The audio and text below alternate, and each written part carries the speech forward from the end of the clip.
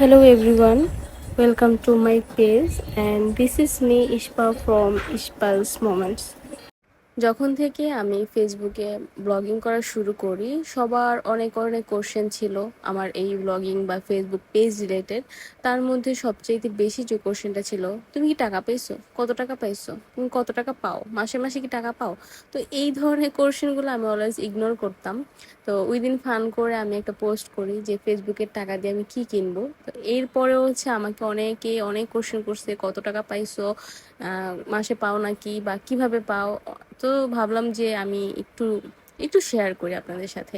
আগে বলি আমি কেন ব্লগিং করা স্টার্ট করছি। আচ্ছা, ফেসবুকে আমাদের কি কাজ, আমরা সারাদিন নিউজ ফিড স্ক্রল করি, মাঝে মাঝে আমরা কিছু ভিডিও শেয়ার করি, ছবি পোস্ট করি, স্টোরি শেয়ার করি, তারপরে মেসেঞ্জারে চ্যাট করি, এটাই তো। আমিও আজাইরা সময় এই কাজগুলো করতাম। তাছাড়া আমি রিলস দেখতে বসলে একটানা 20 থেকে 25টা রিলস দেখতাম। আমার যে আজাইরা সময়টা আছে আমি অন্যের ভিডিও দেখে ওয়েস্ট করতাম। তো আমার কাছে মনে হলো যে আমি অন্যের ভিডিও দেখে ওই টাইমটা ওয়েস্ট না করে আমি রিলস তৈরি করি। আর সবাই দেখি যে গ্রামের ভিডিওগুলো বেশি পছন্দ করে, আর আমি যেহেতু গ্রামে থাকি, আমাদের বাড়ির পরিবেশটা অনেক সুন্দর, আমাদের ঘরগুলো অনেক সুন্দর। তাছাড়া আমার আম্মুর রান্না বান্না এগুলো দিয়েই মনে হলো যে আমি এই ভিডিওগুলো করতে থাকি।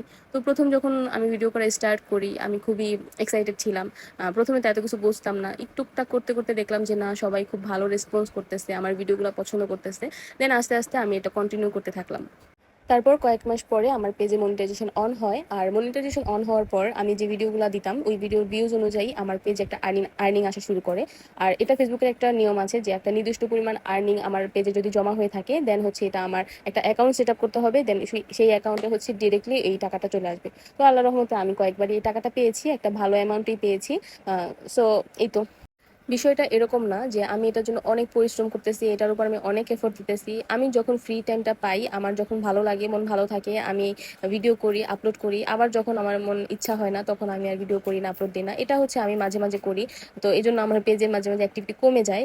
আর যারা ব্লগিং করে তাদের সবসময় অ্যাক্টিভ থাকতে হয়, তাহলে তাদের ওই পেজটার জন্য ভালো হয়। আমি মনে করি যাদের কাছে একটা ভালো স্মার্টফোন আছে তারা এভাবে ভিডিও করতে পারো, যেহেতু এটা থেকে তোমার একটা আর্নিং আসতে পারে। আর এটার জন্য যে ফেস শো করতে হবে বা নিজেকে শো করতে হবে এরকম কিছুই না। তুমি রান্না বান্নার ভিডিও, তোমার নেচার, এরকম অনেক ভিডিও আছে ফেসবুকে যেগুলো মানুষ অনেক পছন্দ করে, ওইরকম ভিডিও করতে পারো। ওই দিন আমরা বসুন্ধরায় গিয়েছিলাম ফোন কেনার জন্য, আর অলওয়েজ আমরা ফোন কেনার জন্য এই শপটা চুজ করে থাকি। এই শপের ওনার অনেক ভালো একজন মানুষ, আর ওনার থেকে শুরু করে সকল স্টাফরা অনেক বেশি কোঅপারেটিভ তাদের কাস্টমারের সাথে। আপনারা এখান থেকে যে কোনো ধরনের ফোন কিনতে পারবেন, এমনকি আপনাদের বাজেটে যদি কোনো সমস্যা থাকে, বাজেট কম থাকে, তাহলে আপনারা এখানে এসে স্টাফদের সাথে আলোচনা করতে পারেন। তারা আপনাকে আপনার বাজেট অনুযায়ী বেস্ট একটা ফোন সাজেস্ট করবে। আর হ্যাঁ, আপনি চাইলে এখান থেকে আপনার ফোনটা এক্সচেঞ্জ করে নিতে পারেন, অথবা আপনার ফোনটা এখানে বেস্ট একটা প্রাইসে সেলও করতে পারেন। আর এই শপটা বসুন্ধরা শপিং কমপ্লেক্সের বেসমেন্ট 2-তে, আর শপ নাম্বার 15। অনেকেরই কিউরিসিটি থাকতে পারে যে আমি ফেসবুক থেকে যে টাকাটা পেয়েছি সেটা দিয়ে কি আমি ফোন কিনেছি কিনা। আসলে আমি ফেসবুক থেকে যে টাকাটা পেয়েছি সেটার অ্যামাউন্ট এত বেশিও না যে সেটা দিয়ে আমি যে ফোনটা কিনেছি সেটা কিনতে পারবো, বাট মোটামুটি ভালো একটা অ্যামাউন্ট পেয়েছি। আমার ফোন আমাকে আমার হাজবেন্ড গিফট করেছে।